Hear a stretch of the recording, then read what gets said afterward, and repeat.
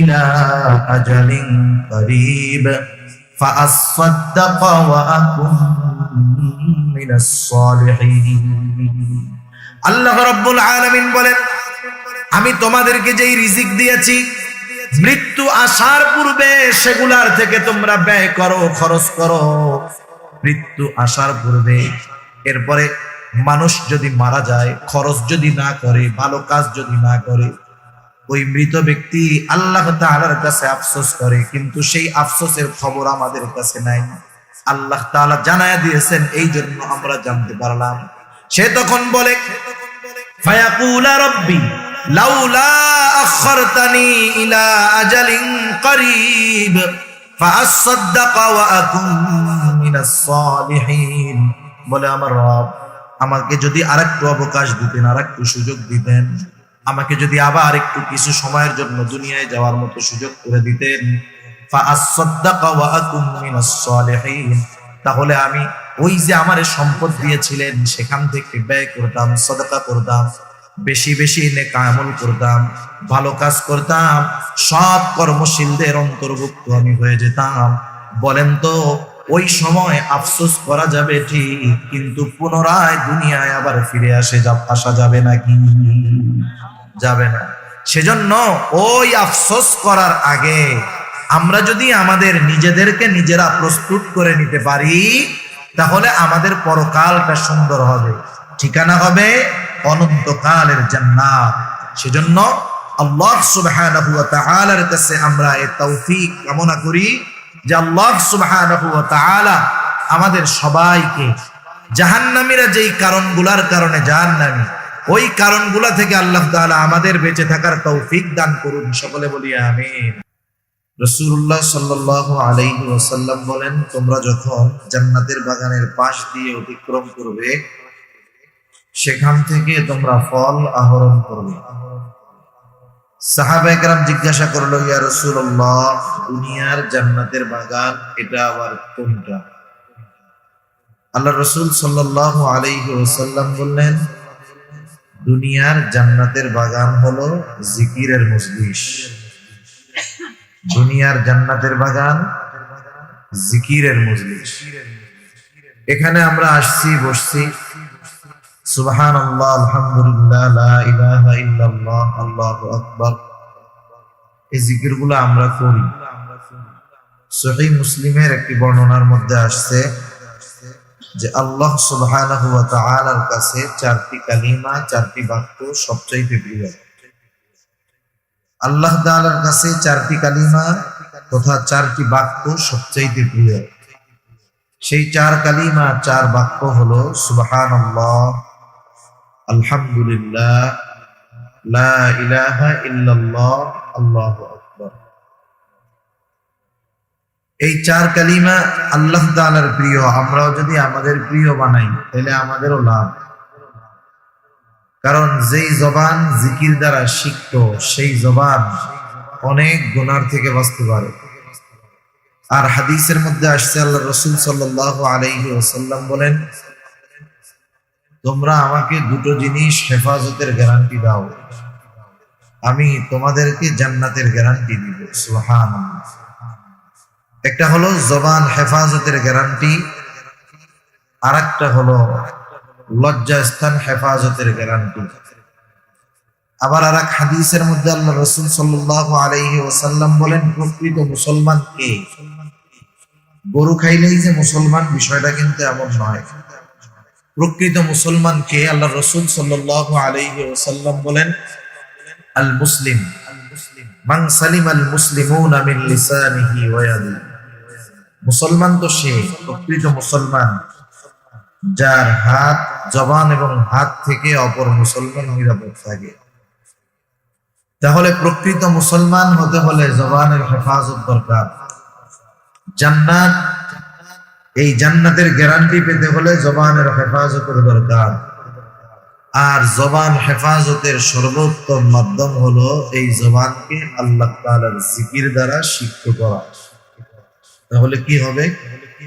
চলতে ফিরতে আমরা যদি জবানকে জিকির দ্বারা সিক্ত করতে পারি, যেই জবান দিয়ে আল্লাহ তাআলার বড়ত্বের ঘোষণা, পবিত্রতার ঘোষণা, আল্লাহ সুবহানাহু ওয়া তাআলার প্রশংসা, আল্লাহ তাআলার একত্ববাদের ঘোষণা দেওয়া হবে, ওই জবান দিয়ে পচা কথা, বকা, মিথ্যা কথা এগুলা বলতে গেলে বাধা আসবে। কারণ দুনিয়ার অনেক ছোট ছোট ভালো কাজ বড় বড় অপরাধ থেকে বাঁচার জন্য সহায়ক হয়। দুনিয়ার অনেক কাজ আছে যেগুলা বড় ইবাদতের সহায়ক। অনেক উদাহরণ উপমা দেওয়া যাবে। মনে করেন আমরা শীতের সময় যখন রাত্রে ঘুমিয়ে থাকি, যার বাড়ি বিল্ডিং, শীতের সময় তো আর জানালা খুলে রেখে ঘুমায় না, একেবারে যত মজবুত ভাবে পারা যায় দরজা জানালা আটকিয়ে এরপরে ঘুমায়, যাতে বাহিরের কোনো বাতাস ভেতরে না ঢুকতে পারে। হাই গ্লাস দিয়ে ভালো মতো আটকায় দিল, মহল্লার মসজিদে আজান হয়, আজানের আওয়াজটা ভিতরে ভালো মতো যায় না। এখন দেখেন, যে কথা বলতেছি আর কি, ছোট ছোট কাজ বড় বড় কাজের জন্য সহায়ক হয়, বড় বড় বিষয়ের জন্য সহায়ক হয়। এখন আওয়াজ তো যায় না, দিয়ে রাখলাম ঘড়ির অ্যালার্ম, মোবাইলের অ্যালার্ম দিয়ে রাখলাম। এই মোবাইলের অ্যালার্ম বা ঘড়িতে অ্যালার্ম দেওয়া এটা ফরজ, ওয়াজিব, সুন্নাত, মুস্তাহাব কোনো কিছুই না। অথচ এই মোবাইল বা ঘড়ির অ্যালার্ম আমাকে একটা ফরজ ইবাদত পালন করার জন্য সাহায্য করবে, ঠিক না?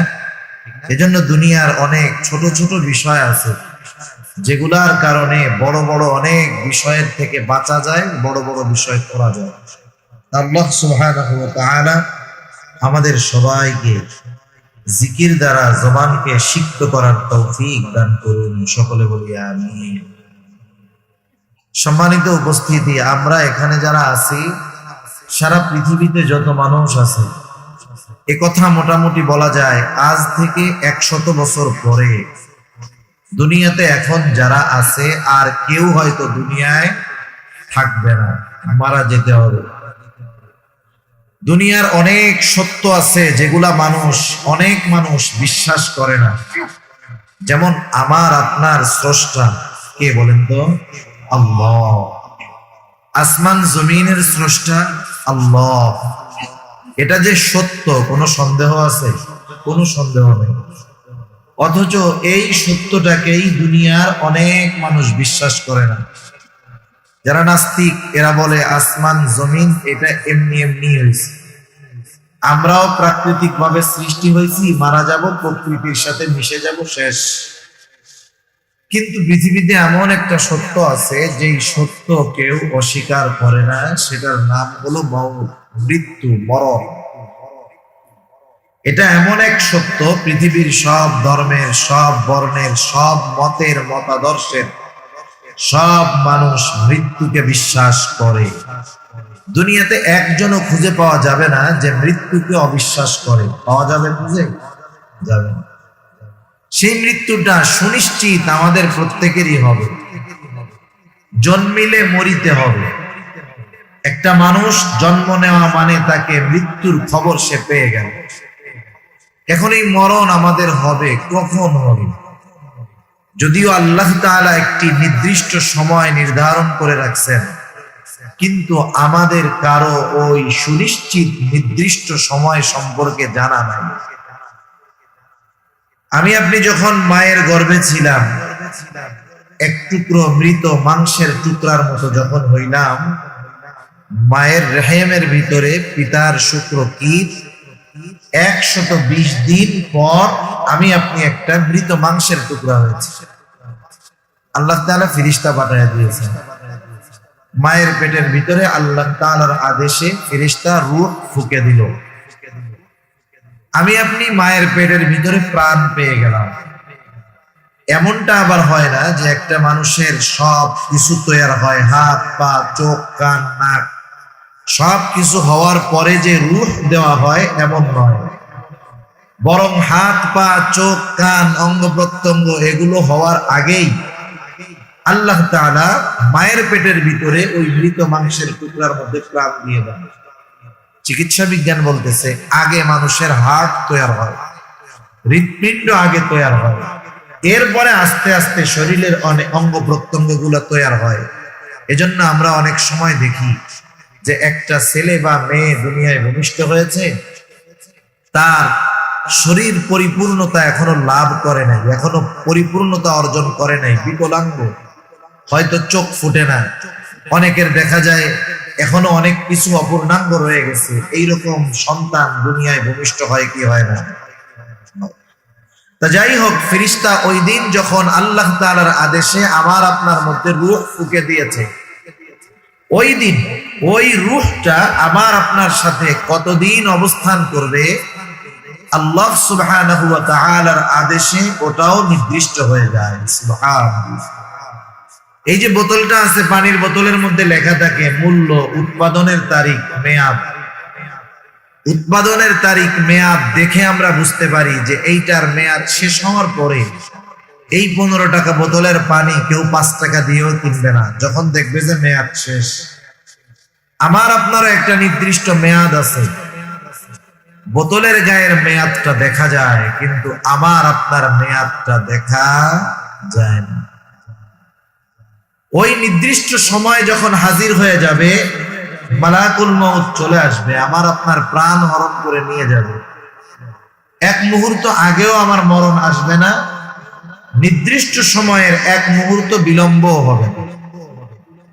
একটা মানুষ মূলত অসুস্থ হলেই যে মারা যায় বিষয়টা এমন নয়, সুস্থ মানুষও তো মারা যায়। মারা যাওয়ার মূল কারণ হলো তার হায়াত ফুরিয়ে যাওয়া। কয়েকদিন আগে একটা ছেলের ব্যাপারে দেখলাম, 17 বছর কোমায় আছে, লাইফ সাপোর্টে আছে, 17 বছর এখনো বেঁচে আছে, মারা যায় না। তাহলে অসুস্থতার কারণে মূলত মানুষ মারা যায় না, মারা যাওয়ার মূল কারণ হলো হায়াত শেষ। মানুষ মারা যাওয়ার পর আমাদের অঞ্চলগুলোতে মানুষ মারা যাওয়ার পরে প্রচার করে, অ্যানাউন্স করে মাইকের মধ্যে, অমুক এলাকার অমুক, অমুকের ছেলে অমুক আজ বিকাল 5 ঘটিকায় ইন্তেকাল করছে।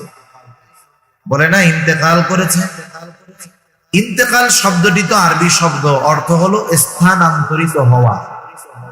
সে একটা জায়গায় ছিল আর একটা জায়গায় গিয়েছে, তার মানে সে দুনিয়ার জগতে ছিল, নতুন আর এক জগতে গিয়েছে, যেটার নাম হলো আলমে বরজখ। নতুন এক জগতের বাসিন্দা সে হয়েছে, আলমে বরজখের বাসিন্দা। সেই আলমে বরজখ তার জন্য শান্তির জায়গাও হতে পারে, কষ্টের জায়গাও হতে পারে।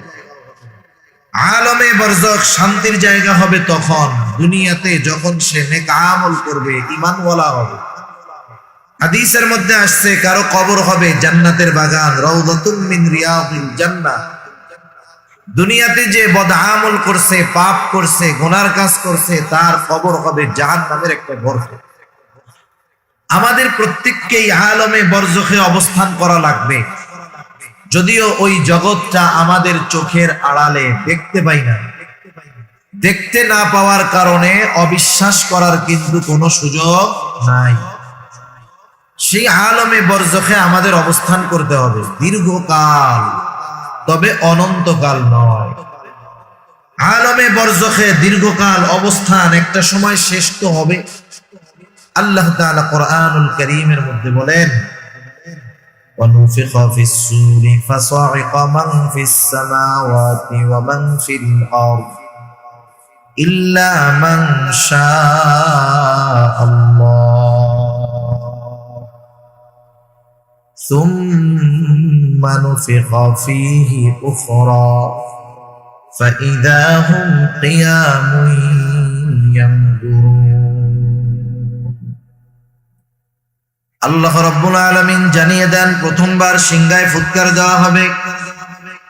ফাসাইকা মান ফিস সামাওয়াতি ওয়া মান ফিল আরদি ইল্লা মান শাআল্লাহ। আল্লাহ তাআলা যা চান, যেগুলো চান সেগুলো ছাড়া আসমান জমিনের মাঝে যা কিছু আছে সব কিছু অজ্ঞান হয়ে যাবে। মুফাসসিরিনে কেরাম বলেন, সিংহায় ফুৎকার দেওয়ার পর প্রথমে অজ্ঞান হবে, এরপরে মৃত্যু ঘটবে। এই মানুষগুলা যারা প্রাণী ছিল সব শেষ। আল্লাহ তাআলার আদেশে ইসরাফিল আলাইহিস সালাম পুনরায় দ্বিতীয়বার আর একটা বার সিংহায় ফুৎকার দিবে। তবে এই দুই সিংহায় ফুৎকারের মধ্যে ব্যবধানের সময় কতটুকু? হযরত আবু হুরায়রা রাদিয়াল্লাহু তাআলা আনহু থেকে বর্ণিত, তিনি বলেন, দুই সিংহায় ফুৎকারের মাঝে ব্যবধান হলো 40 পর। প্রথমবার সিংহায় ফুৎকার দেওয়ার 40 পর দ্বিতীয়বার সিংহায় ফুৎকার দেওয়া হবে। জিজ্ঞাসা করা হলো 40 দিন, তিনি বলেন না। 40 সপ্তাহ না, 40 মাস না, 40 বছর না, তাহলে কত 40?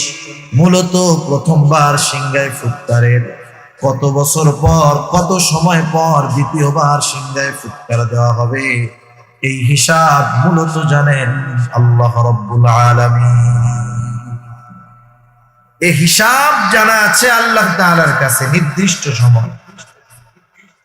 দ্বিতীয়বার যখন সিংহায় ফুৎকার দেওয়া হবে, আল্লাহ তাআলা বলেন, সুম্মা নুফিখা ফীহি উখরা ফাইদা হুম কিয়ামুন ইয়ানজুরুন।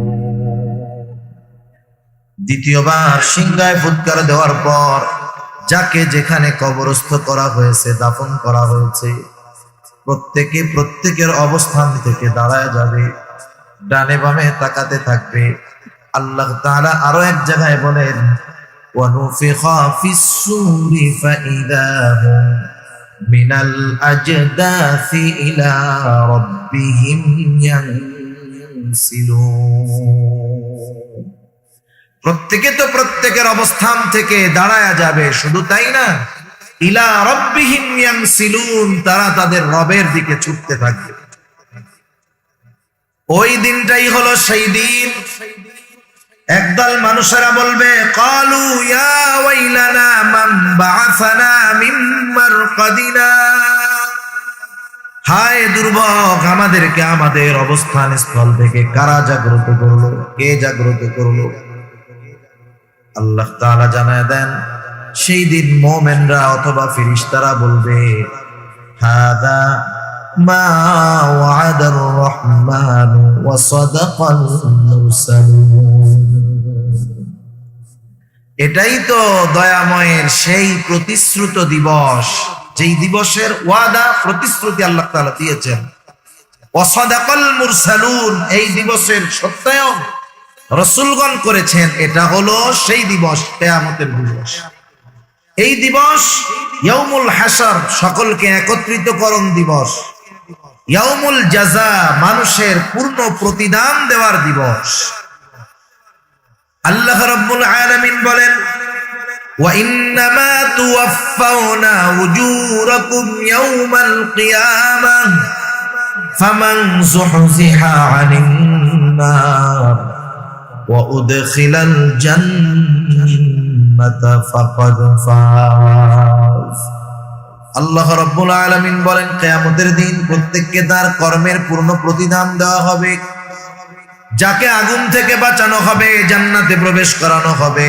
আল্লাহ রাব্বুল আলামিন বলেন, ফাকাদ ফাজ, সে হয়ে যাবে সফল। তাহলে যেহেতু আল্লাহ রাব্বুল আলামিন ওই দিন আমাদের কর্মের পূর্ণ প্রতিদান দিবেন, তাহলে এটা নিশ্চিত যে আল্লাহ তাআলা আমাদের প্রত্যেকের কর্ম সংরক্ষণের ব্যবস্থা করে রাখছে। আমাদের প্রত্যেকের কর্ম আল্লাহ তাআলা সংরক্ষণের ব্যবস্থা করেছেন। যে কোনো বিষয়ের জন্য এক নম্বরে সাক্ষীর দরকার হয়।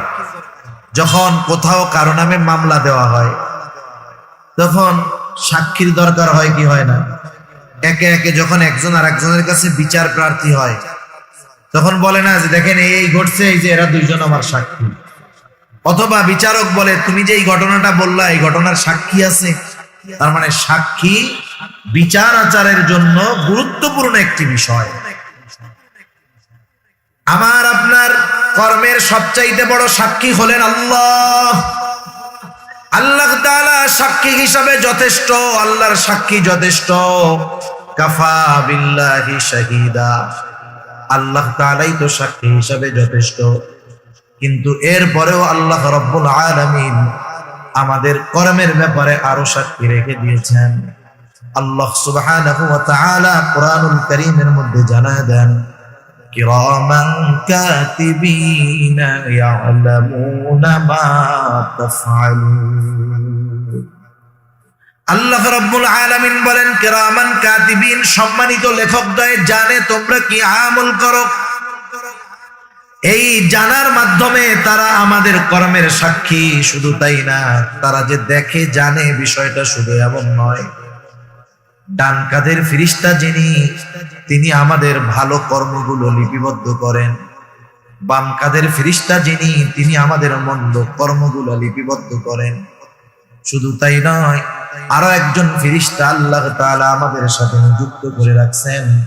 আল্লাহ তাআলা বলেন মা ইয়ালফিযু মিন কওলিন ইল্লা লাদাইহি রাকীবুন আতীদ। সদা তৎপর একজন ফেরেশতা আমাদের সাথে আছে। মা ইয়ালফিযু মিন কওল, জবান দিয়ে যা আমরা নিক্ষেপ করি, অর্থাৎ যা বলি, বলার সাথে সাথে ওই ফেরেশতা আমাদের কথাগুলোকে রেকর্ড করে ফেলে, সংরক্ষণ করে ফেলে। সুবহানাল্লাহ। বিজ্ঞান কি বলে? বিজ্ঞানের কথা আমাদের কেমন জানি বিশ্বাস হয় বেশি, অথচ বিজ্ঞান যেটা এখনো প্রমাণ করতে ব্যস্ত, আল্লাহ তাআলা সেটা আমাদের অনেক আগেই জানায় দিয়েছে। বিজ্ঞান বলে মানুষ যেই কথাগুলো উচ্চারণ করে, মানুষের উচ্চারিত কোনো কথা ধ্বংস হয়ে যায় না, সব বাতাসের মধ্যে আছে, সব বাতাসে আছে।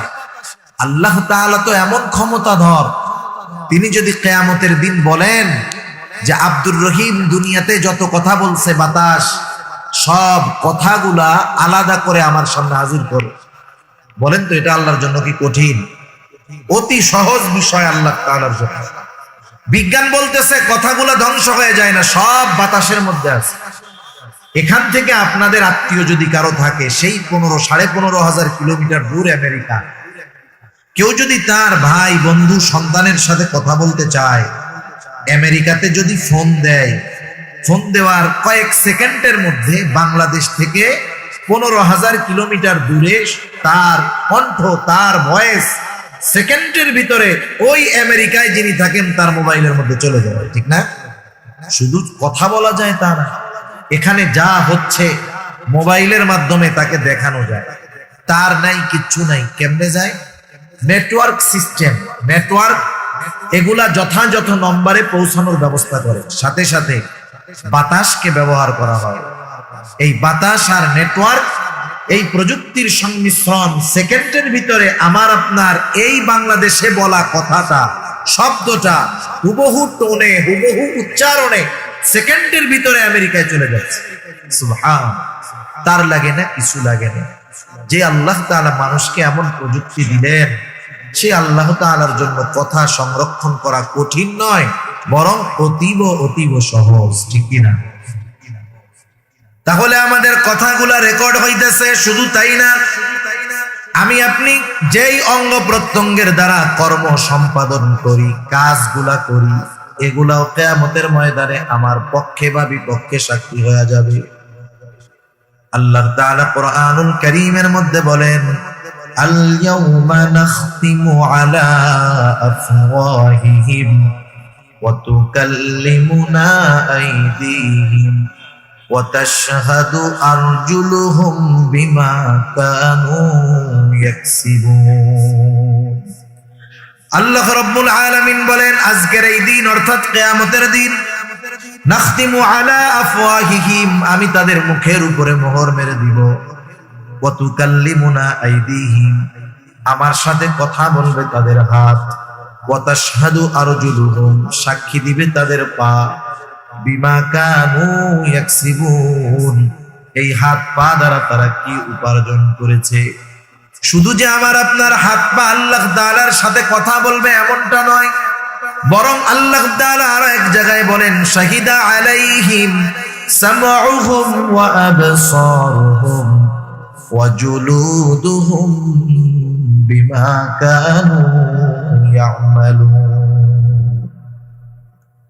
আল্লাহ তাআলা বলেন সাক্ষী দিবে তাদের চোখ, সাক্ষী দিবে তাদের কান, সাক্ষী দিবে তাদের কান, সাক্ষী দিবে তাদের চোখ, সাক্ষী দিবে তাদের চামড়া। এই চোখ, কান, জবান, চামড়া দিয়ে তারা কি আমল করেছে। 60-70 বছর হায়াতের মানুষ 60-70 বছর ধরে গুনাহ করছে, পাপ করছে, রাতের পর রাত চোখে দিয়ে গুনাহ দেখিয়েছে, রাতের পর রাত কানকে দিয়ে গান শুনিয়েছে, দিনের পর দিন হাত দিয়ে অপকর্ম করেছে, জবান দিয়ে অপকর্ম করেছে। বলেন তো এই অঙ্গ প্রত্যঙ্গ গুলো দুনিয়াতে কোনোদিন ওই অপকর্ম অপরাধ করার সময় কথা বলেছে কিংবা বাধা দিয়েছে নাকি?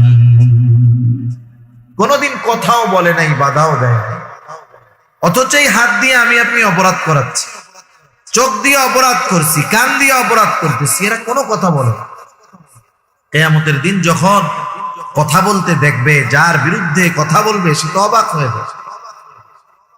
এবার জিজ্ঞাসা করবে, ক্বালু লিজুলুদিহিম লিমা শাহিদতুম আলাইনা, কি চামড়া তোমরা কেন আমাদের বিরুদ্ধে সাক্ষী দাও? তার মানে দুনিয়ায় তো কথা বলতে পারতো না, এখন কেমন করে সাক্ষী দাও, কথা কেমন করে বলতেছ? এইবার ওই অঙ্গ প্রত্যঙ্গ গুলাও জবাব দিবে, ক্বালু আনতাকানাল্লাহ, আজকে আমাদেরকে কথা বলার ক্ষমতা দিয়েছেন কে? আল্লাহ আজকে আমাদের কথা বলার ক্ষমতা দিয়েছেন। ওই সময় ক্ষমতা দেন নাই বিধায় দুনিয়ায় কথা বলবে, কিন্তু আল্লাহ তাআলা আজকে আমাদেরকে কথা বলার ক্ষমতা দিয়েছেন। এজন্য তুমি আমাদের দ্বারা দুনিয়াতে কি অপরাধ সংগঠিত করেছ সব আল্লাহ তাআলার কাছে আমরা বলে দিচ্ছি। যদি এই চিন্তাগুলো আমরা সবসময় আমাদের সামনে রাখতে পারি যে হায় হায়, আমি মানুষের সামনে গুনাহ করা, অপরাধ করা, মন্দ কাজ করা, এটাকে কতটা ভয় পাই, অথচ সার্বক্ষণিকভাবে আল্লাহ সুবহানাহু ওয়া তাআলা আমাকে দেখতেছেন, আমার সাথের ফেরেশতারা সর্বক্ষণ আমার সাথে আছে, আমি যাদেরকে দিয়ে অপরাধ করি, অন্যায় করি, তারা আমার বিপক্ষে সাক্ষী। এই চিন্তাগুলা আমরা যতক্ষণ আমাদের মাঝে যথাযথভাবে প্রবেশ করাতে না পারবো, দুনিয়ার আইন, দুনিয়ার কঠোরতা, ওয়াজ নসিহত সহজে আমাদেরকে পাপ থেকে দূরে ঠেলতে পারবে না, পাপ থেকে বাঁচাতে পারবে না। এই চিন্তাগুলা যদি আমাদের মধ্যে না আসে, স্বাভাবিক আপনাদের এলাকার কাউকে যদি বলা হয় যে আপনাকে কিন্তু হাটহাজারী থানা থেকে নজরদারিতে রাখা হয়েছে, খবর আসলো যে আপনি প্রশাসনের নজরদারিতে আছেন, বলেন তো ও 24 ঘন্টা টেনশনে থাকবে না? ঘরের মধ্যে থাকলেও চিন্তায় থাকবে, মসজিদে থাকলেও চিন্তায় থাকবে, বাজারে থাকলেও চিন্তায় থাকবে। আমরা কি 24 ঘন্টা আল্লাহর নজরদারিতে নাই? দুনিয়ার প্রশাসন তাকে কতটুকু সময় নজরদারি করবে? ঘরের মধ্যে গেছে ল্যাপের তলে দেখবে না, কিন্তু আমি আপনি যত আধারে যাই, যত একাকিত্ব অবলম্বন করি না কেন, আল্লাহ তাআলার নজরের বাইরে কখনো যাওয়ার কোনো উপায় আমাদের নাই। এই চিন্তাগুলা মানুষকে গুনার থেকে বাঁচাইতে পারে। তা যাই হোক, দুনিয়ায় যেই কর্মগুলো আমরা করছি, কিয়ামতের দিন আমাদের কর্মের সাক্ষীও আছে, কর্মের প্রতিদানও আল্লাহ তাআলা দিবেন। এগুলো কিয়ামতের দিন আমলনামা বানানো হচ্ছে, ফাইল আকারে প্রস্তুত হচ্ছে, এগুলা কিয়ামতের দিন আল্লাহ তাআলা ছাইড়া দিবেন। প্রত্যেকের দুনিয়ার আমলনামা, যে দুনিয়ায় যে আমল করেছে, যা যা আমল করেছে, যা বলেছে, যা করেছে, সব লিপিবদ্ধ আছে। প্রত্যেকের আমলনামা প্রত্যেকের কাছে পৌঁছায়া যাবে। আমলনামা ডান হাতে কেউ পাবে, আমলনামা বাম হাতে কেউ পাবে। ডান হাতে আমলনামা যারা পাবে তারা সফল জান্নাতি, বাম হাতে যারা আমলনামা পাবে তারা ব্যর্থ, তারা জাহান্নামী। ডান হাতে যারা আমলনামা পাবে, বিষয়টা কিন্তু এমন নয় যে আমলনামা সামনে আছে, মন চাইলে ডান হাত দিয়া নিলাম, মন চাইলে বাম হাত দিয়া নিলাম, এমন নয়। বরং তার কৃতকর্মই তার আমলনামা ডান হাতে অথবা বাম হাতে পৌঁছায়া দিবে। সে নিতে বাধ্য হবে। যে ডান হাতে আমলনামা পেয়ে যাবে সে খুশি। সে ডান হাতে আমলনামা পাওয়ার পর কতটা খুশি হবে, আল্লাহ তাআলা কুরআনুল কারীমের মধ্যে বলেন, ফাআম্মা মান উতিয়া কিতাবাহু বিয়ামিনি ফায়াকুলু হাউম ইকরাউ কিতাবিয়া ইন্নী যানানতু আন্নী মুলাকিন হিসাবিয়া। আল্লাহ রাব্বুল আলামিন জানায় দেন, ডান হাতে যে আমলনামা পাবে কতটা খুশি সে হবে। আমরা ছোটবেলায় যখন স্কুলে পড়েছি, আমাদের সময় শুধু কোন বিষয়ে কত মার্ক এটা জানায়া দেওয়া হতো না, আমাদের সময় পরীক্ষার উত্তরপত্রটাও আমাদেরকে দিয়ে দেওয়া হতো। বলা হতো খাতাটা দেখো কি লিখছো, আগামীকাল তোমাদের অভিভাবকদের কাছ থেকে খাতায় সাইন কইরা এরপরে আবার জমা দিবা। যেই ছেলেটা খাতা পাওয়ার পর দেখতো 90-95 পেয়ে গেছে 100-র মধ্যে, সে নিঃসন্দেহে খুশি হইতো, ঠিক কিনা বলেন?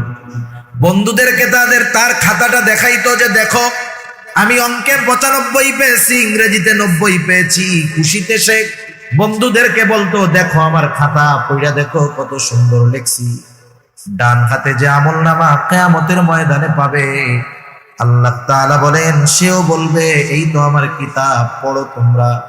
ফায়াকুলু হা উমকরাউ কিতাবিয়া। এখন ডান হাতে আমলনামা সে পাইলো কেন, এর কারণটাও কেমন জানি সে বলে দিবে। প্রশ্ন করে না বন্ধু তুমি 90 কেমনে পাইলা? আমরা তো 60-70-50 পাইতে কষ্ট হচ্ছে। সে তখন কি বলে, শোনো আমি ঠিক মতো লেখাপড়া করছি, তোমরা রাত 10টায় ঘুমিয়ে গিয়েছো, আমি 12টা পর্যন্ত এগুলা পড়ছি।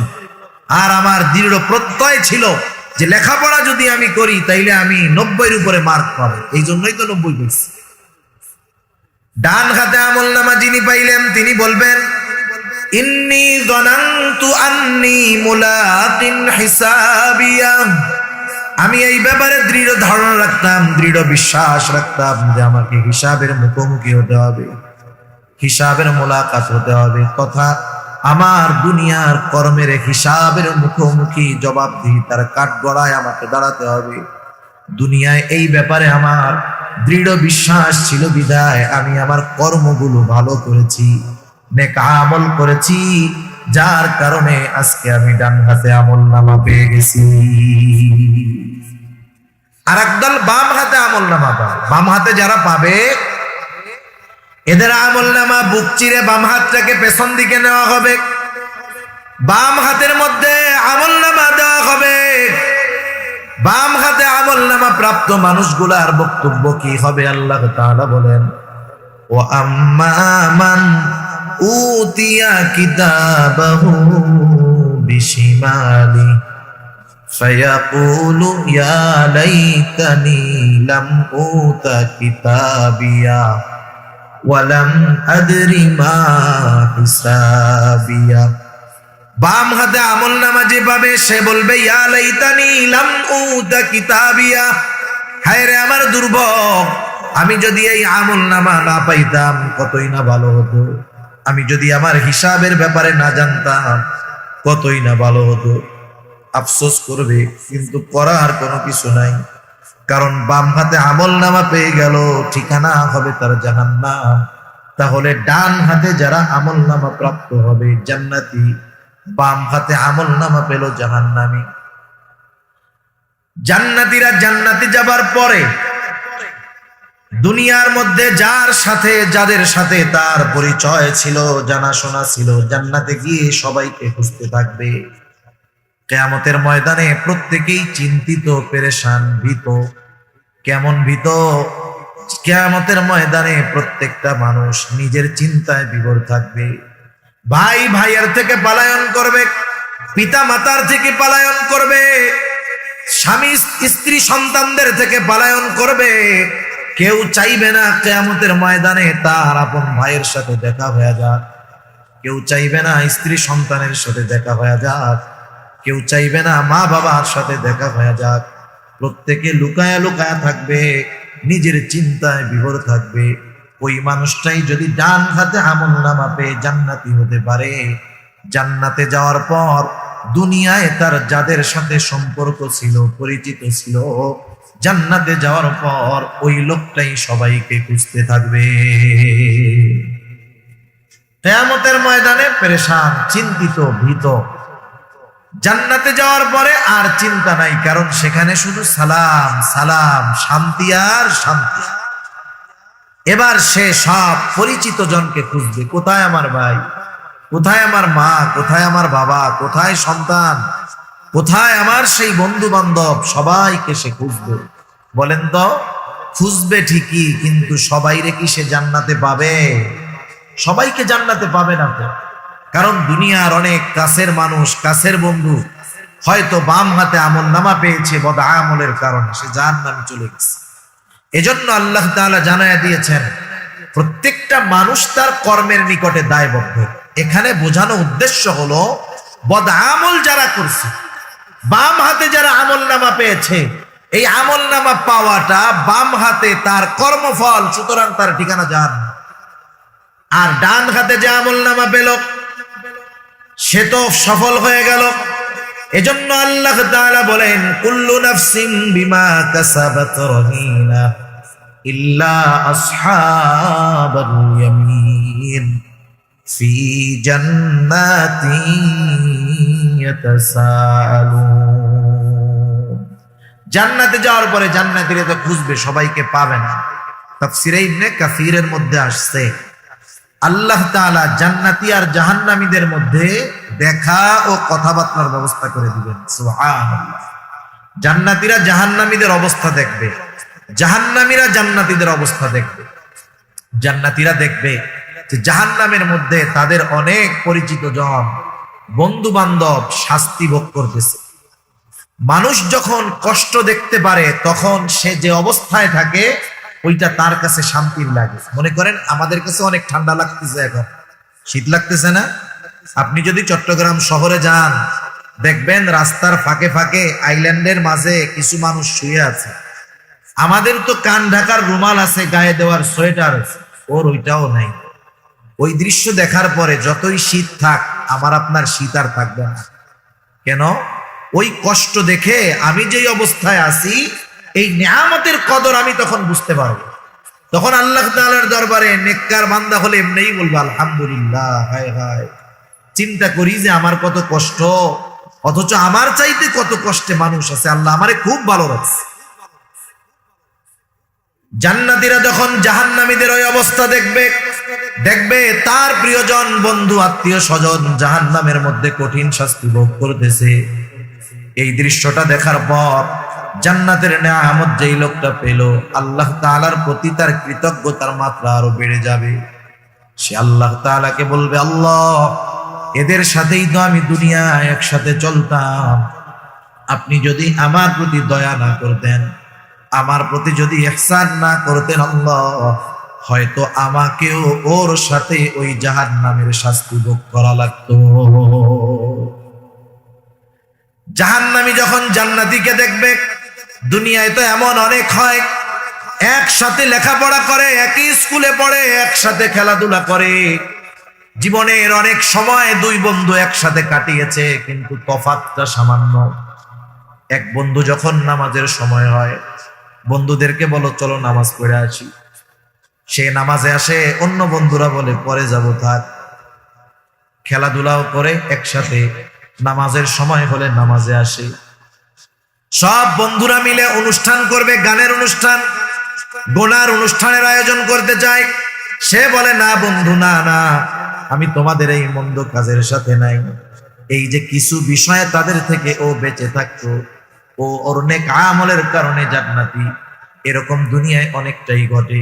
ওই জাহান্নামীরা যখন দেখবে তাদের বন্ধুরা জান্নাতি, আফসোস করবে আর বলবে, আহারে আমি যদি সর্বক্ষণ ওর সাথে চলতাম, ওর কথা মানতাম, তাহলে আমিও ওর সাথে জান্নাতের নিয়ামতে ভোগ করতে পারতাম। আফসোস, আফসোস মানুষের কষ্ট বাড়িয়ে দেয়। আফসোস মানুষের কষ্ট বাড়ায় দেয়। যেমন মনে করেন যদি কেউ নদীতে মাছ ধরে থাকেন, বুঝবেন সকাল থেকে দুপুর পর্যন্ত মাছ ধরার চেষ্টা করতেছে। আমাদের অঞ্চলগুলায় বিল আছে তো, ফাঁকা জায়গা, পানি হয়, অনেক বড় বড় মাছ পাওয়া যায়, মানুষে মাছ মারতে যায়। মনে করেন সকাল থেকে দুপুর পর্যন্ত সে পরিশ্রম কইরা একটা মাছও পায় নাই। কষ্ট হয়েছে না? তার কষ্ট হয়েছে। এই দুপুর বেলা হঠাৎ করে বড় একটা মাছ তার হাতের মধ্যে বাঁধছে, কোলের মধ্যে ধরছে, 20 কেজি মাছ। মনে করেন 20 কেজি ওজনের একটা মাছ। বলেন তো এত বড় মাছটা যখন হাতে আসলো, এই যে 6 ঘন্টা যে কষ্ট হয়েছিল, কষ্টের কথা মনে আছে? আনন্দ আছে না? এখন এই মাছটা নিয়ে যখন হাঁটা শুরু করেছে, উপরে উঠবে, মাছটা একটা ঝাঁকি দিয়া ওর হাত থেকে ছুটে আবার গভীর পানিতে চলে গেল। এখন কি হবে বলেন তো? আফসোস। কি হবে? 6 ঘন্টা মাছ পায় নাই, ওর যে কষ্ট হইছে তার চাইতে এই মাছটা ধরার পরে যখন ছুটে গেল, ওই যে বললো আহ, এই আফসোস তার আরো বেশি কষ্টের কারণ হয়। ঠিক কিনা বলেন? সে যদি যুবক থাকে, বৃদ্ধকালে তার নাতিদের কাছে বলবে যে জানো তোমরা কি করো, আমরা পড়ালেখাও করছি, মাছও মারছি, এই বিশাল এক মাছ পাইছিলাম নাতি একবার, আহ আরে ধরে রাখতে পারলাম না, একটা ঝাঁটি দিয়ে হাতের থেকে পড়ে গেছে।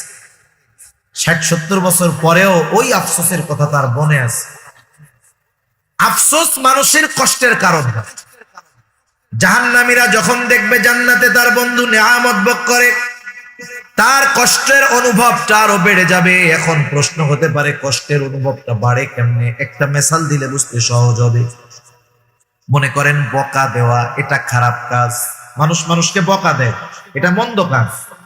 একজন অপরিচিত ব্যক্তি যাকে আমরা চিনি না জানি না, ওই অপরিচিত কোনো ব্যক্তিও যদি আমাদের কাউকে গালি দেয়, খারাপ লাগবে কি লাগবে না? লাগবে। ওই অপরিচিত লোকটা যেই বকাটা দিয়েছে, ওই বকা যদি একজন পরিচিত মানুষ দেয়, কষ্ট একটু বেশি লাগবে নাকি আগের চাইতে কম লাগবে? অবশ্যই বেশি লাগবে।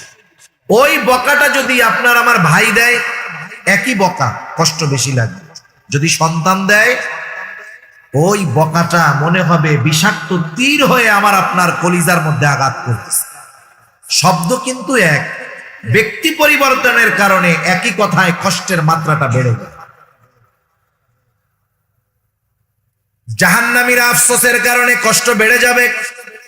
জান্নাতীদের আলোচনা তারা জানতে চায় কেন তাদের বন্ধুরা জাহান্নামে গেল, পরস্পর আলোচনা করবে।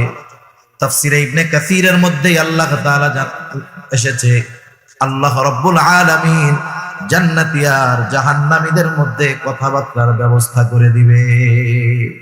আল্লাহ তাআলা সেই কথাগুলাই এখানে বলেন, ফি জান্নাতি ইয়াতাসাআলুনা আনিল মুজরিমিনা মা সালাকাকুম ফি সাকার। জান্নাতীরা মুজরিমদেরকে, পাপীদেরকে তথা জাহান্নামীদেরকে জিজ্ঞাসা করবে, কোন জিনিসে বা কোন কারণে তোমরা এই জাহান্নামে আসলা? কোন জিনিস তোমাদেরকে এই জাহান্নামে আনলো? জাহান্নামীরা তাদের জাহান্নামে আসার, জাহান্নামে যাওয়ার 4টি কারণ উল্লেখ করবে। কয়টি কারণ? 4টি কারণ। বিষয় হলো, যেহেতু জাহান্নামীরা যেই 4টি কারণের কথা এই সূরার আলোকে আল্লাহ তাআলা আমাদের জানায়া দিলেন, আমাদের করণীয় হলো ওই কারণগুলো যদি আমাদের কারো মধ্যে থাকে, ওগুলো নিজেদের থেকে বের করে ফেলা। কারণ ওই কারণে জাহান্নামে যাওয়া লাগবে। জাহান্নামীরা এবার বলবে, ক্বালু লাম নাকু মিনাল মুসাল্লিন। 1 নাম্বার কারণ, আমরা মুসল্লি ছিলাম না, মুসল্লি ছিলাম না। মুসল্লি কাকে বলে? সপ্তাহে একদিন মসজিদে গেলে সে মুসল্লি নাকি? আরে প্রকৃত মুসল্লি যে, সে তো আল্লাহ তাআলার আরশের ছায়ায় স্থান পাবে। রাসূল আকরাম সাল্লাল্লাহু আলাইহি ওয়াসাল্লাম জানিয়ে দেন, কিয়ামতের দিন সূর্যটা একেবারে নিকটে হয়ে যাবে, কোথাও কোনো ছায়া থাকবে না আরশের ছায়া ছাড়া। নবীজি বলেন, সেই দিন ওই আরশের ছায়া 7 শ্রেণীর মানুষ স্থান পাবে। এর মধ্যে 1 শ্রেণীর মানুষ হলো রাজুলুন কলবুহু মুআল্লাকুন বিল মসজিদ। ওই ব্যক্তি যার অন্তর সর্বদা মসজিদের সাথে থাকতো। একটু বলেন তো, যার অন্তর সর্বদা মসজিদের সাথে, ওই লোকটা নামাজের সময় হলে নামাজ ছাড়তে পারে? দুনিয়ার শত ব্যস্ততা থাক, সে সব ব্যস্ততাকে উপেক্ষা করে আগে নামাজে হাজির হবে। ঠিক কিনা বলো? আমাদের মানুষদের অনেক ভুল ধারণা আছে। আপনারা তো আলেমদের সংস্পর্শে থাকেন, অনেক কিছু বুঝেন, জানেন। দুনিয়ার মানুষেরা মনে করে যে আল্লাহ তাআলার আদেশ নিষেধগুলা মান্য করলে শুধু মনে হয় পরকালীন লাভ, জান্নাত পাওয়া যাবে, জাহান্নাম থেকে বাঁচা যাবে। আসলে বিষয়টা এমন নয়। কোন ব্যক্তি যদি আল্লাহ তাআলার আদেশ নিষেধ, শরীয়তের বিধিবিধান দুনিয়াতে পরিপূর্ণভাবে মানতে পারে, তাহলে দুনিয়ারও লাভ আছে, আখিরাতেরও লাভ আছে। যেমন আমাদের সমাজের অধিকাংশ মানুষ কিন্তু মুসল্লি নয়, বেনামাজি। যেই মসজিদটা 5 তালা, জুমার দিন মসজিদ ভরে রাস্তায়ও জায়গা থাকে না ঢাকা শহরে, ওই মসজিদটাতেই ওই দিন আসরের নামাজে নিচের তালা 2 কাতারও বড়। এরকম অবস্থায় আমাদের ঢাকাতে এই অবস্থা। এরপরেও যত মানুষ নামাজ পড়ে জুমার দিন, সমীকরণ হলো, হিসাব হলো, বাংলাদেশের যত মুসলমান আছে সমগ্র মুসলমানের 50% মানুষ হয়তো জুমার নামাজে হাজিরা হয়, আর বাকি 50% মানুষ 5 ওয়াক্ত নামাজ বহুদূর, জুমার নামাজও পড়েন। তাহলে চিন্তা করে দেখেন অবস্থাটা কি। আর 5 ওয়াক্ত নামাজের সংখ্যা তাইলে কত পাওয়া যাবে? যে মুসলমান আছে শতকরা সারা বাংলাদেশ যদি জরিপ করা হয়, সর্বোচ্চ 5-6%, সর্বোচ্চ 10% 5 ওয়াক্ত নামাজি পাওয়া যেতে পারে। তাও এটা কঠিন ব্যাপার, মাত্র 10%। তাহলে বাকি 90% মানুষ নামাজ পড়ে না। মানুষ নামাজ না পড়ার যেই কারণগুলো আমাদের সামনে আসে, এর মধ্যে অন্যতম একটি কারণ হলো রিজিক উপার্জন করা। দোকানদার নামাজ পড়ে না, খোঁজ নিয়ে দেখেন কেন? দোকানদার দোকানদারি করে রিজিক উপার্জনের জন্য। সে এই ব্যস্ততায় নামাজ পড়ে না, সিএনজিওয়ালা নামাজ পড়ে না, রিক্সাওয়ালা নামাজ পড়ে না, দিনমজুর কুলি নামাজ পড়ে না। তাহলে বিষয়টা হলো দুনিয়ার বড় একটা অংশ নামাজ না পড়ার কারণ রিজিক উপার্জন করা, ঠিক না? এটাই তো নাকি? তাহলে একটু বলেন তো, রিজিকের মালিক কে? বড় বড় মার্কেট গুলায় দেখবেন মসজিদ আছে, নামাজ পড়ে 50-60 জন, অথচ দোকানি আছে 1000। প্রত্যেকটা দোকানে 2-3 জন করে কর্মচারী আছে। 3-4 হাজার কর্মচারী একটা মার্কেটে, নামাজ পড়ে 50-60 জন। শতকরা হিসাব দেন, 1%-2% হবে। তাহলে রিজিক উপার্জন করতে গিয়ে অধিকাংশ মানুষ নামাজ পড়ে না, অথচ ওই রিজিকের মালিক আল্লাহ। রিজিকের মালিক যিনি, তিনি যেই পদ্ধতি বলে দেন রিজিক পাওয়ার জন্য, সেই পদ্ধতি বাদ দিয়ে যদি দুনিয়ার মানুষ অন্য পন্থায় পরিশ্রমের মাধ্যমে, বুদ্ধির মাধ্যমে, মেধার মাধ্যমে রিজিক উপার্জন করতে চায়, রিজিকের মালিকের পদ্ধতি বাদ দিয়ে বলেন তো রিজিক উপার্জন করা সম্ভব? রিজিক উপার্জনের চেষ্টা করে যাবে, কিন্তু উপার্জন করতে পারবে না। রিজিকের মালিকের ফর্মুলা কি? আল্লাহ রাব্বুল আলামিন বলেন, ওয়া'মুর আহলাকা বিস-সালাতি ওয়াসতাবির আলাইহা লা নাসআলুকা রিজকা। আল্লাহ তাআলা বলেন, তোমার অধীনস্থদেরকে নামাজের আদেশ দাও, তুমিও এর উপরে অটল থাকো। অর্থাৎ নিজেও মুসল্লি হও, ঘরের মানুষগুলাকেও মুসল্লি বানাও। কারণ নিজে মুসল্লি হলে হবে না, নিজে জাহান্নাম থেকে বাঁচলে হবে না, অধীনস্থদেরকেও বাঁচাতে হবে। আল্লাহ তাআলা বলেন, ইয়া আইয়ুহাল্লাযীনা আমানু কু আনফুসাকুম ওয়া আহলিকুম নারা। আল্লাহ তাআলা বলেন, হে ঈমানদারেরা, নিজে জাহান্নামের আগুন থেকে বাঁচো, তোমার অধীনস্থদেরকেও জাহান্নামের আগুন থেকে বাঁচাও। ঈমানদারদের উপরে আদেশ। যেহেতু ঈমান তার আছে, তাইলে কি দিয়া জাহান্নাম থেকে বাঁচবে? তার মানে ঈমান যেহেতু আছে, আল্লাহ তাআলা কেমন যেন বলতেছেন, বান্দা তুমি নেক আমল নিজে করো, এর মাধ্যমে জাহান্নাম থেকে নিজেকে বাঁচাও। অধীনস্থদেরকে দিয়ে নেক আমল করানোর মাধ্যমে জাহান্নাম থেকে বাঁচাও। ঈমানের পরে সর্বোত্তম নেক আমল হলো নামাজ, তাই না? নামাজ তার মানে মুসল্লি হওয়ার। এজন্য আল্লাহ তাআলা একার আদেশ করেন নাই, বলছেন ওয়া'মুর আহলাকা বিস-সালাতি ওয়াসতাবির আলাইহা। তার মানে তুমি নিজেও মুসল্লি হও, তোমার অধীনস্থদেরকেও মুসল্লি বানাও, নামাজের আদেশ করো, অধীনস্থদের তুমিও তার উপরে অটল থাকো। লাভ কি হবে বান্দা? আল্লাহ তাআলা বলেন, লা নাসআলুকা রিজকা। বান্দা আমি আল্লাহ তো তোমাদের কাছে রিজিক চাই না, বরং তুমি যদি নামাজি হও, তোমার ঘরের মানুষগুলা যদি নামাজি হয়, তোমরা যদি সকলে মুসল্লি হয়ে যাও, লাভটা কি? আল্লাহ তাআলা বলেন, নাহনু নারযুকুকা, আমি আল্লাহ নামাজি হওয়ার কারণে তোমাদের রিজিক দিয়ে দিব। তাহলে যে কর্মের দোহাই দিয়ে নামাজ পড়ে না, রিজিক উপার্জনের দোহাই দিয়ে নামাজ পড়ে না, নামাজ বাদ দিয়ে সে যতই কঠোর পরিশ্রম আর সাধনা করুক না কেন, রিজিকের প্রকৃত স্বাদ থেকে সে বঞ্চিত হবে, রিজিক উপার্জন করতে পারবে না, জিন্দেগিভর পরিশ্রমী করে যাবে। ঠিক কিনা বলেন? এজন্য নামাজের মাধ্যমে আল্লাহ তাআলা বান্দার রিজিক দেয়। রিজিক বলতে যে শুধু টাকা পয়সা তা না, জীবন উপকরণ। দুনিয়ার একজন নেককার বিবি, এটাও রিজিক। একজন নেককার সন্তান, এটাও রিজিক। সুস্থ আছি, এটাও রিজিক। এভাবে আল্লাহ রাব্বুল আলামিন জানায়া দিলেন, নামাজি হইলে আমি আল্লাহ তোমাদের রিজিক দিব। তাহলে বলেন, আমরা যদি মুসল্লি হই তাইলে আমাদেরই তো লাভ, ঠিক না? বড় লাভ, জাহান্নাম থেকে বাঁচবো, দুনিয়ার জীবন উপকরণের ব্যবস্থা আল্লাহ তাআলা করে দিবেন। 2 নাম্বার, জাহান্নামীরা তাদের জাহান্নামে যাওয়ার কারণ হিসাবে বলল, ওয়ালাম নাকুনু তাইমুল মিসকিন, আমরা মিসকিনদেরকে খানা দিতাম না, খানা খাওয়াইতাম না। সাধারণভাবে মানুষকে খানা খাওয়ানো ফজিলতের কাজ।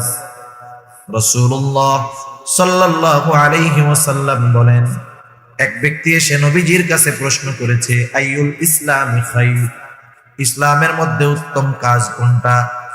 নবীজি সাল্লাল্লাহু আলাইহি ওয়াসাল্লাম ছিলেন উম্মতের রূহানী ডাক্তার। এই জন্য একই প্রশ্ন যখন নবীজির কাছে একাধিকবার করা হতো, রোগীর অবস্থা বুঝে নবীজি জবাব দিতেন। এই লোকের প্রশ্নের জবাবে নবীজি সাল্লাল্লাহু আলাইহি ওয়াসাল্লাম বললেন, তুতঈমুত তাআম ওয়া তাকরাউস সালাম আলা মান আরাফতা ওয়া মান লাম তারিফ, তুমি মানুষকে খানা খাওয়াও, পরিচিত অপরিচিত সবাইকে বেশি বেশি সালাম দাও। খানা খাওয়ানোর কথা বলে নবীজি বলেন নাই যে মিসকিন অসহায়দেরকে খাওয়াও, সাধারণভাবে বলছেন যে খানা খাওয়াও।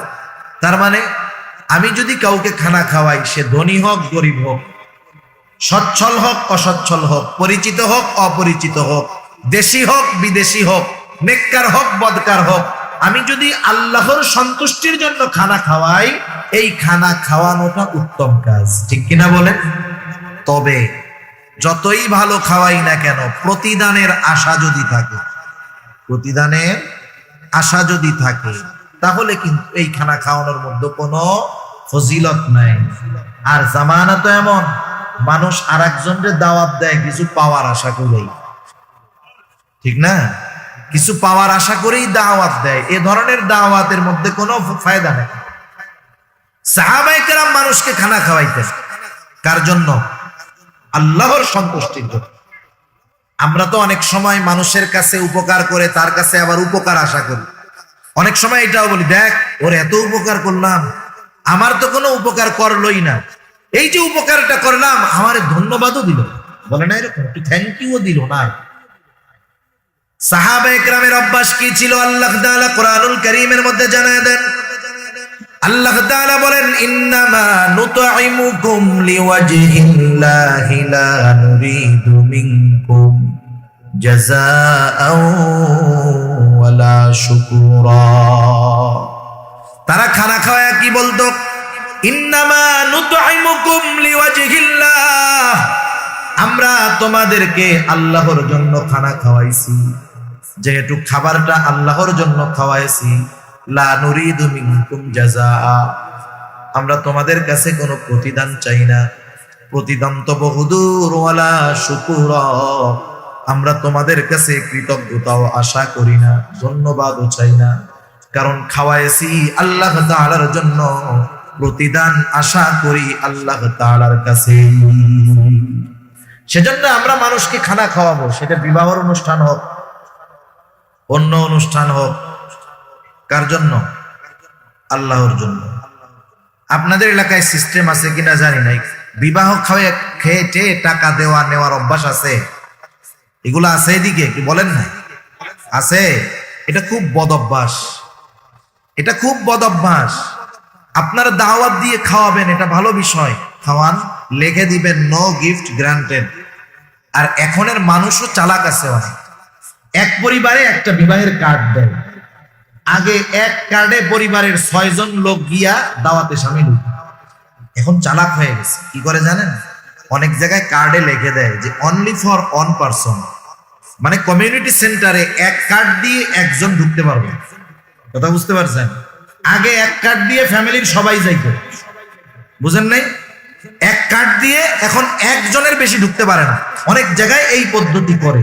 বোঝা যায় যে তারা মানুষকে যে দাওয়াত দিয়েছে, এই দাওয়াতের মধ্যে আন্তরিকতা নাই, বরং চতুরতা আছে এখানে, ঠিক কিনা? সেজন্য আমরা খানা খাওয়াবো আল্লাহ তাআলার জন্য, প্রতিদান কারো কাছে আশা করব না। আর যদি সে মিসকিন অসহায় হয়, তাহলে তো খানা খাওয়ানো এটা আরো বেশি ফজিলতের কাজ।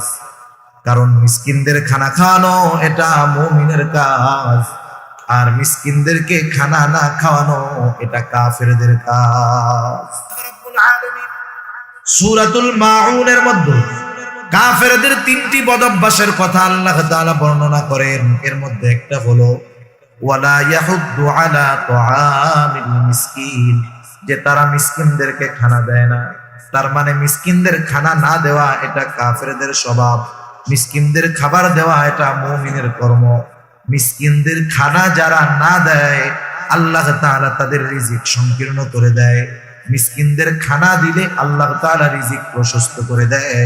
শুধু তাই না, মিসকিন যদি আমার প্রতিবেশী হয়, তাহলে ওই মিসকিনকে খানা খাওয়ানো এটা শুধু ভালো কর্ম বা নেক আমল হিসাবেই সাব্যস্ত হয় তা নয়, বরং আমার প্রতিবেশী যদি অভাবে থাকে, মিসকিন হয়, তাকে খানা খাওয়ানো হয়ে যায় ঈমান সম্পৃক্ত বিষয়। কেন? হাদিসের মধ্যে আসছে রাসূল আকরাম সাল্লাল্লাহু আলাইহি ওয়াসাল্লাম বলেন, ওই ব্যক্তি মুমিন নয় যে পেট পুরে আহার করে কিন্তু তার প্রতিবেশী অভুক্ত থাকে। আমি আপনি পেট ভরে খাইলাম, আমার প্রতিবেশী অভুক্ত থাকলো। নবীজি বলেন এরকমটা যে করে সে মুমিন নয়। তাহলে এখানে প্রতিবেশী যদি মিসকিন হয়, অভুক্ত থাকে, আমার যদি সামর্থ্য থাকে, তাকে খানা খাওয়ানো শুধু ভালো কাজ যে তা নয়, বরং এটা ঈমানের সাথে সম্পৃক্ত একটা বিষয়।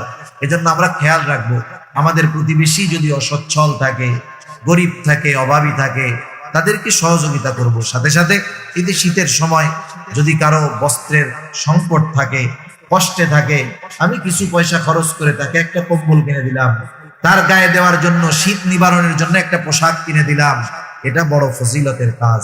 আল্লাহ তাআলা আমাদের এই ভালো কাজগুলো করার তৌফিক দান করুন, সবাই বলি আমিন। তাহলে জাহান্নামীরা জাহান্নামে যাওয়ার দ্বিতীয় কারণ বলল, ওয়ালাম নাকুনু তুইমুল মিসকিন, আমরা মিসকিনদেরকে খানা দিতাম না, মুসল্লি ছিলাম না, মিসকিনদের খানা দিতাম না। 3 নাম্বার কারণ, ওয়া কুন্না নাখুদু মা'আল খাইদিন, অনর্থক মজলিসের মধ্যে, যারা অনর্থক মজলিসের মধ্যে থাকতো তাদের সাথে আমরা গিয়ে সময় ব্যয় করতাম। আমাদের অনেক অঞ্চলগুলোর মধ্যে আছে, ঢাকা শহর সহ অনেক অঞ্চলে এরকম হয়, চায়ের দোকানগুলোর মধ্যে একটা আড্ডা থাকে, আখড়া থাকে, মানুষ ওখানে বসে বসে গল্প করে, সময় কাটিয়ে দেয়, সময়ের পর সময়। আমাদের অঞ্চলের, গ্রাম অঞ্চলে বিশেষ করে অনেক মুরব্বী আছেন, শীতের সময় জোহরের নামাজের পরে খানা দানা খেয়ে ওনারা বাজারে যান, আর গভীর রাতে ওনারা বাজার থেকে ফিরেন। জিজ্ঞাসা যদি করা হয় এত সময় বাজারে কি করছেন, কি বলবে? যে সময় কাটে না, তো সময় কাটাই দিচ্ছে। চার দোকানে বসে, অনেক জায়গায় তো টেলিভিশনও থাকে চায়ের দোকানে, চায়ের দোকানগুলোয় টেলিভিশন না থাকলে তাদের ব্যবসা ভালো হয় না, তারা ওইটারে ব্যবসার মাধ্যম বানায় নিয়েছে। এখন চায়ের দোকানে বসে টেলিভিশন দেখে, পত্রিকা পড়ে, গল্প গুজব করে। সময়ের অভাব নাই, সময় কাটানোর টাইম পাই না। আপনি যদি ওই লোকটারে গিয়ে বলেন যে আপনার তো সময়ের অভাব নাই, এক কাজ করেন, আগামী 13, 14, 15ই জানুয়ারি বিশ্ব ইজতেমা, আপনার যেহেতু অনেক সময় হাতে আছে, আল্লাহ রাস্তায় একটু বের হয়ে যান, 2 চিল্লা 3 চিল্লা দিয়া বাড়িতে আসেন। ওই যে সময় যেই লোকটার ফুরায় না, সময় কাটায় চায়ের দোকানে আড্ডা দিয়া, ওনাকে বলার পরে উনি কি বলবে জানেন? ওনার মতো ব্যস্ত মানুষ আর তখন দুনিয়ায় একজনও থাকবেন না। শত ব্যস্ততা ওনাকে পেয়ে বসবে, উনি বলবে আরে মিয়া 3 মাসের জন্য 4 মাসের জন্য যাব, আমি দম ফালানোর টাইম পাই না। অথচ দিনের অর্ধেক সময় উনি বেহুদা কাটায় দিচ্ছেন। এই বেহুদা মজলিসগুলোর মধ্যে না দুনিয়ার কোনো উপকার আছে না পরকালের কোনো উপকার আছে। এজন্য বুজুর্গানে দিন বলেন ওইসব মজলিস থেকে বাঁচো যেখানে না দুনিয়ার কোনো উপকার আছে না পরকালের কোনো উপকার আছে। এই মজলিসগুলোর মধ্যে গীবত হয়, এই মজলিসগুলোর মধ্যে অপবাদ হয়, একে অপরকে দোষারোপ করতে থাকে, গীবত করতে থাকে। কিছু লোক বলনেওয়ালা আছে, আবার কিছু লোক শুধু শুনে, শুনতেও তো মজা লাগে এগুলো। সেজন্য এই ধরনের অনর্থক মজলিসগুলো আমাদের জাহান্নামে যাওয়ার কারণ হতে পারে। এই ধরনের মজলিসগুলা থেকে আমাদের বেঁচে থাকতে হবে। জাহান্নামীরা তাদের জাহান্নামে যাওয়ার তৃতীয় কারণ হিসাবে এটা বলল। 4 নাম্বার, তারা বলবে ওয়া কুন্না নুকাদ্দিবু বিয়াউমিদ্দিন, কিয়ামতের দিনকে আমরা অস্বীকার করতাম। পরকালের ব্যাপারে আমরা গাফেল ছিলাম, অস্বীকার করতাম। কোন ব্যক্তির মধ্যে যদি প্রথম 3টা বদ খাসলাত থাকে, নামাজ পড়ে না, মিসকিনদের খানা দেয় না, অনর্থক মজলিসে বসে, সে যদি ঈমান নিয়ে কোনো মতে মরতে পারে, শাস্তি ভোগ করার পরে জান্নাতে আসলো। কিন্তু কেউ যদি পরকাল অস্বীকার করে, ঈমানের 6টি ভিত্তির একটি হলো পরকালের প্রতি ঈমান আনা, ওয়াল ইয়াউমিল আখির। ছোটবেলায় আমরা বক্তব্যের মধ্যে এই বিষয়গুলো 7 ভাগে ভাগ করা ছিল। আমরা পড়তাম আমানতু বিল্লাহি ওয়া মালাইকাতিহি ওয়া কুতুবিহি ওয়া রুসুলিহি ওয়াল ইয়াউমিল আখিরি ওয়াল কদরি খাইরিহি ওয়া শাররিহি মিনাল্লাহি তাআলা ওয়াল বা'সি বা'দাল মাউত। 5 নম্বরে পড়তাম ওয়াল ইয়াউমিল আখিরি। 7 নম্বরে ওয়াল বা'সি বা'দাল মাউত, মৃত্যুর পরে পুনরুজ্জীবিত হওয়ার উপরে। 5 নম্বর পরকালের উপর। এই দুইটা মূলত একটা 2 in 1।